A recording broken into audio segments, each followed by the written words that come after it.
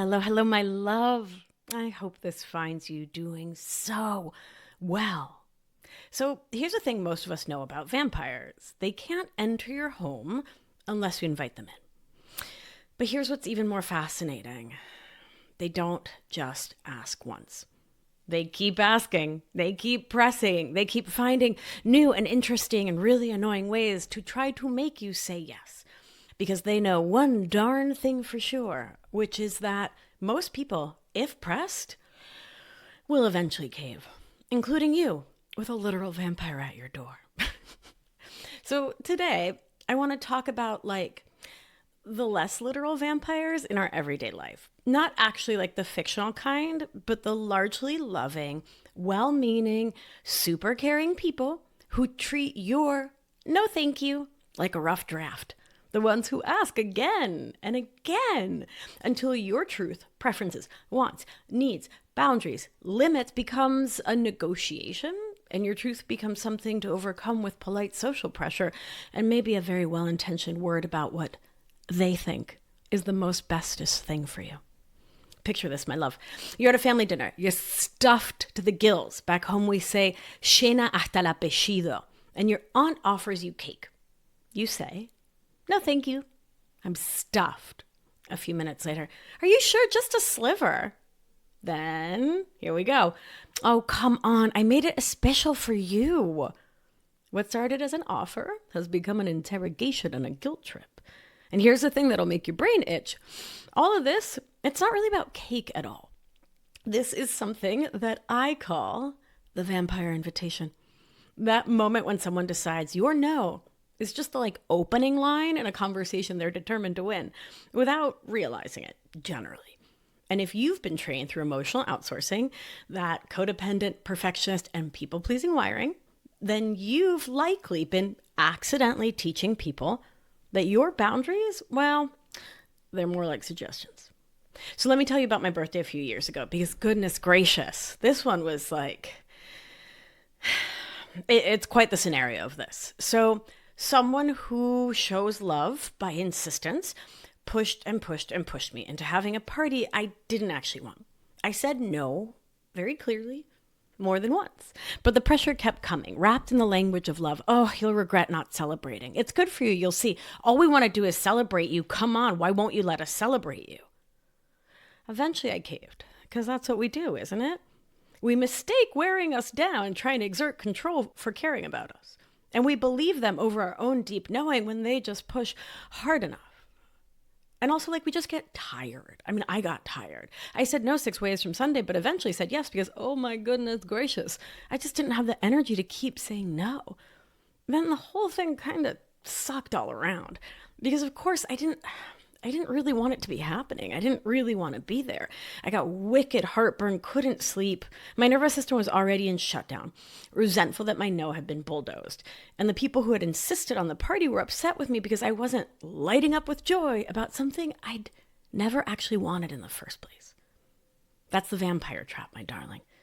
They think forcing a yes will guarantee closeness, appreciation, you'll be grateful, that everyone will be so happy. But what it guarantees is resentment on both sides. Here's what happens in your precious body when you say no, and that vampire, which I'm just going to say loving vampire, ask comes again. Your nervous system goes on high alert. Sympathetic activation. Your throat tightens, your chest gets hot, your breath goes shallow. The courage it took to say no once is being stretched thinner and thinner like taffy in the sun. Eventually, it just feels safer to just surrender. You say yes. You go along to get along, but it's not real consent. It's exhaustion disguised as agreement. And afterward, resentment brews like a poison tea. That's your nervous system saying, my boundary wasn't honored. I didn't feel like I had the right to hold it. And wow, am I pissed about this whole thing? Oh, my sweet one. This pattern is especially devastating for those of us wired through emotional outsourcing. When you hear it again and again, I heard your no, but actually I know better than you what you want. Your nervous system learns to second guess your instincts. You start to scan for what other people want before you even register your own needs. Over time, that dynamic chips away at self-trust like water on stone. It creates a chronic state of self-doubt, Or you can't tell if your hunger, your exhaustion, your boundaries, your preferences, your wants, your needs are real, or if you're just being difficult or demanding. This isn't just about food or small asks, my love. Think about partners. Want to take a bath with me? No, I'm tired. I don't want to deal with it. 10 minutes later, come on, it'll help you relax. Later still, I think you'd really love to. Come on, I'm drawing the bath already. Let's go. My beauty, again, I get the drive. I get the desire to share a moment with your partner. And I've been there thinking, I know what's best. But at the end of the day, that's not intimacy. Yeah? It's a vampire invitation. Because for the person with emotional outsourcing habits, the body hears each repetition as danger approaching. The first no may have been shaky or not, but was real. The second maybe feels like being backed into a corner. By the third, you're trapped, right? And you're like, there's no way to get this to stop other than saying yes, which can be a very well-worn script for a lot of us, right? So what do? You get in the tub, but your nervous system is buzzing with resentment like a broken electrical wire. Imagine how devastating this becomes with the life-changing questions, not just like the banal whatever of taking a bath. Do you want to have kids? Go to med school? Move in with me? Get married? Those are not vampire invitations to repeat until you get the answer you want. When someone says no, or not now, that's the answer. To keep pressing doesn't just destabilize the moment, it destabilizes the whole relationship. It says, to me, your no is not valid. Your truth, your desire, your everything doesn't matter until it matches mine. Now, here's where my brain gets really fascinated, because sometimes the vampire invitation isn't about disrespect at all. It's about generosity, about ritual, about how love is culturally expressed. In some families, communities, cultures, you're not supposed to accept right away. You're expected to say no at first, and being offered again is what marks you as cared for. In that context, repetition can be sweetness when it's a dance where both people know the steps, right? So that's really important. But here's the plot twist. When those cultural patterns land on a nervous system already trained to collapse into compliance, sometimes even sweetness can feel like being cornered. A cultural expression of care can become, inside your body, a trigger for resentment. Isn't that fascinating, right? The same action can be love or control, can feel like love or control, depending on the nervous system receiving it, the context, the moment, and of course, from whom. There's another layer too. Sometimes the vampire invitation comes from that belief. I know what's best for you. Sounding like, you should eat something. You'll regret not coming. You don't know what's good for you, but I do. You should buy the blue sweatshirt, not the green one. On the surface, it sounds like care, like someone looking out for you, like someone loving you. But the impact, when you didn't want those statements, when you didn't consent to it, when you're not asking and you're not being heard, the impact is control. The message underneath is your no doesn't count until it aligns with my yes. Psychologically, that's a power play dressed up as caretaking. It assumes that the other person doesn't have access to their own wisdom or can't be trusted with their own choices. And what's happening in the nervous system of the vampire inviter? Well, for some, it's unconscious cultural training. They don't even think twice. For others, hearing no feels like rejection and their body flares with anxiety.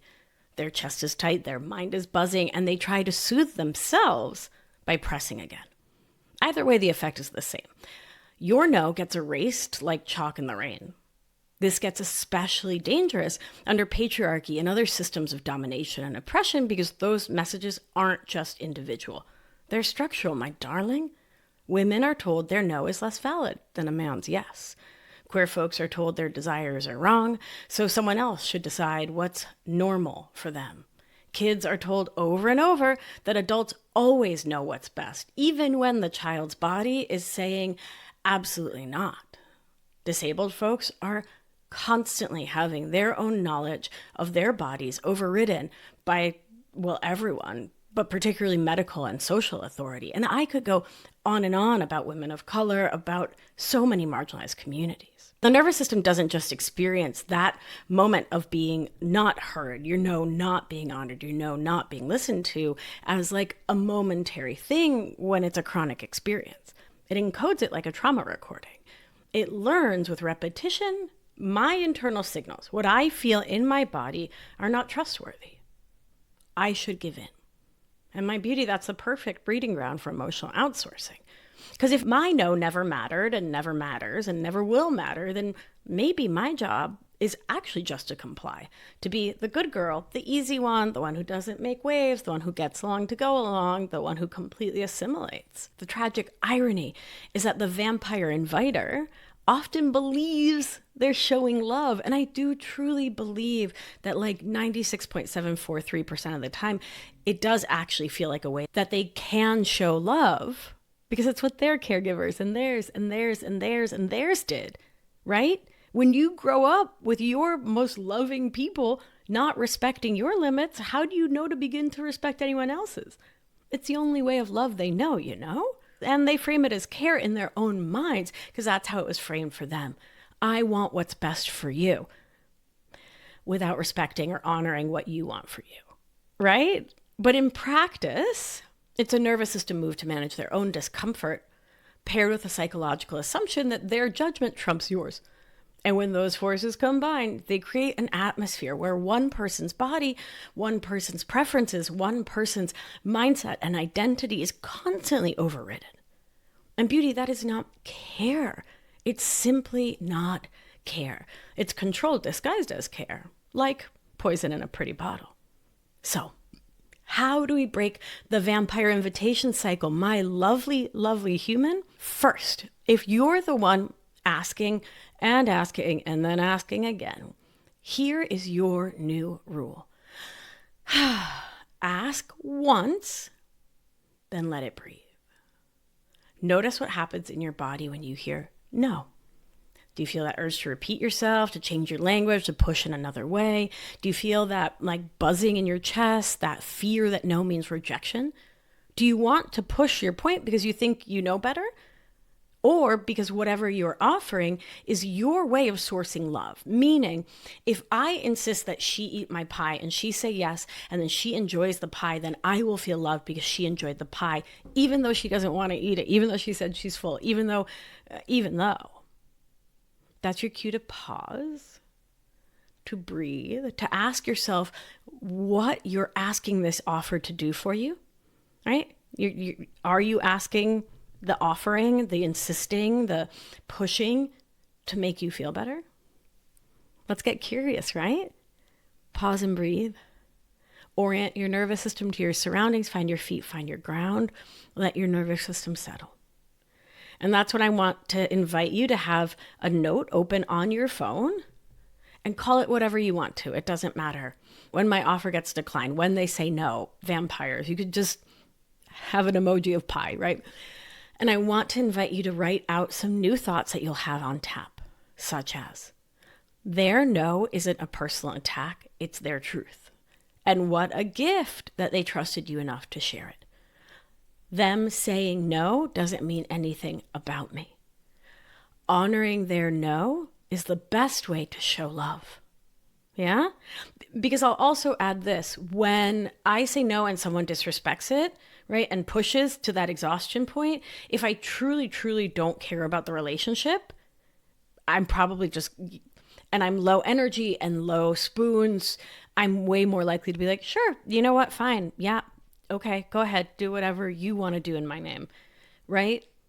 Because I'm not going to bother having negative feelings about them in the situation, right? But I'm going to stop investing in that relationship if you consistently are disrespectful and keep pushing, right? So someone actually saying like, hey, please honor my limit, honor my boundary, that's meaningful. That means they care enough to let you know. So I want to invite you to hear it that way, right? And it's going to take some time if your sense of safety is tied to being the pusher and to people saying yes, yes, yes to you. It's going to take some time for a no to feel like, okay, whatever. But that's the work, right? All right. And if you're the one with the other side of the emotional outsourcing habits, because it's emotional outsourcing both ways, right? The pusher and the being pushed. If you are struggling to stick to your no, ooh, sweet pea, I hear ya.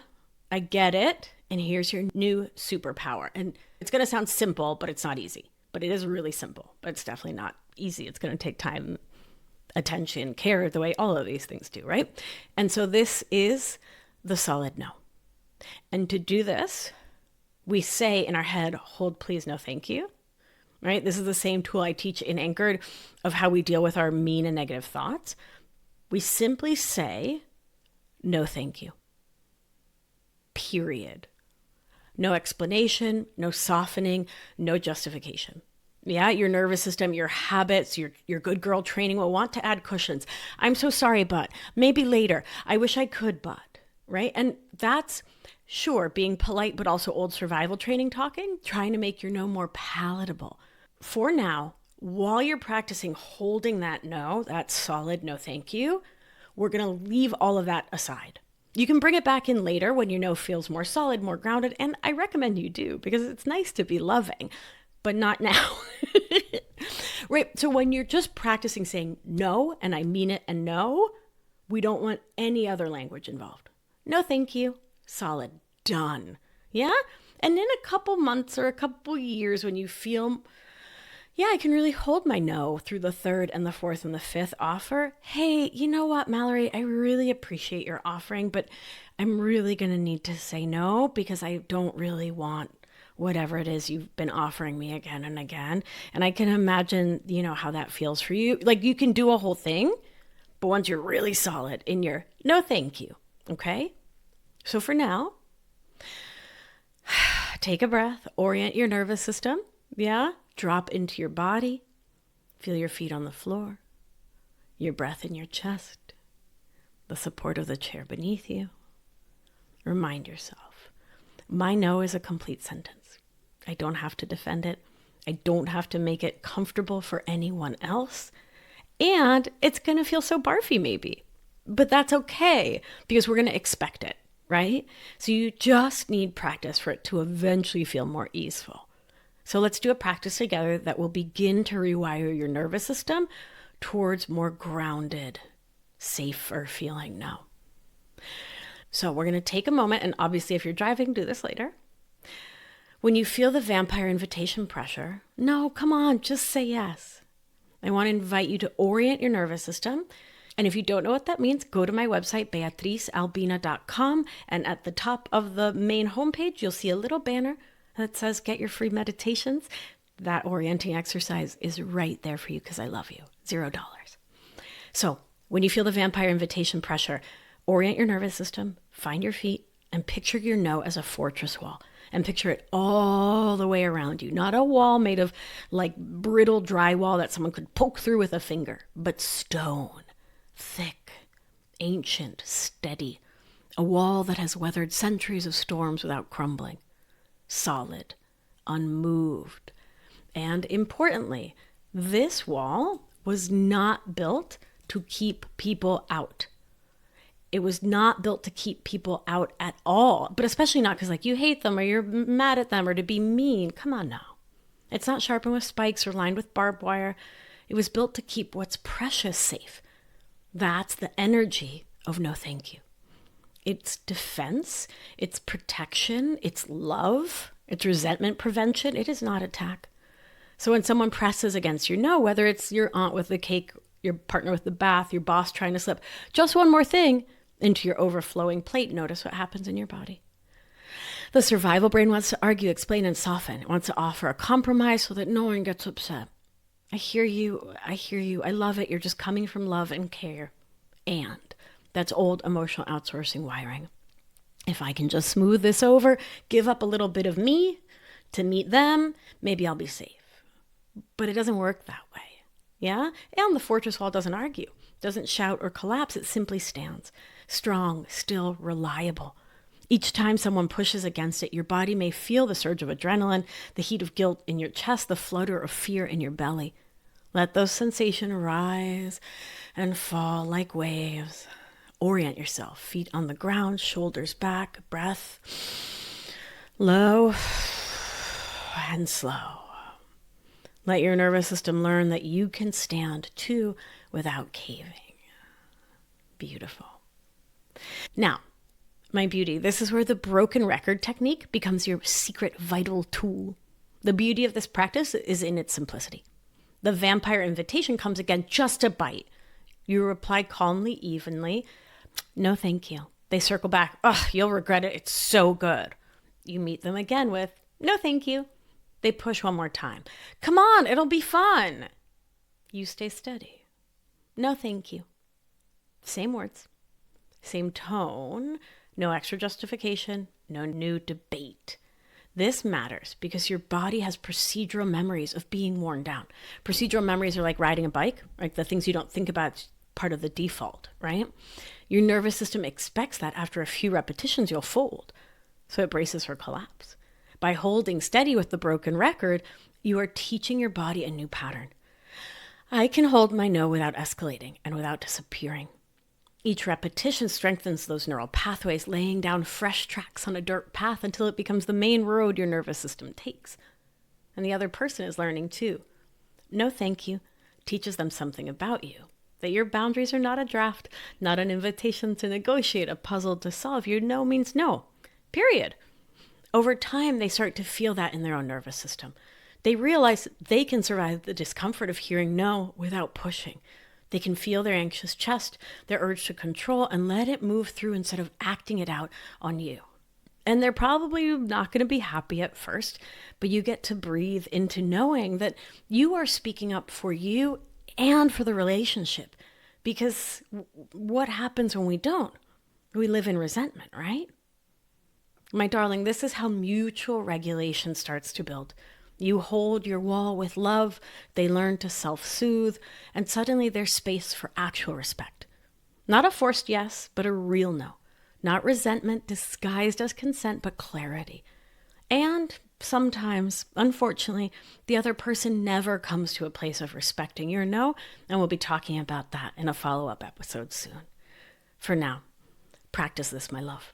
Picture that fortress. Feel the ground under your feet. Let your no be steady, immovable, sacred. Use the broken record like a mantra. Not sharp, not defensive, just clear. Over time, your nervous system will stop equating no with danger. It will begin to trust that you can stand firm without losing love. And that shift is revolutionary. And it's the nervous system discovering that safety can come from inside you, not from giving yourself away. And my beauty, if you're the one whose nervous system recommends you keep pushing, keep breathing, keep bringing yourself into presence.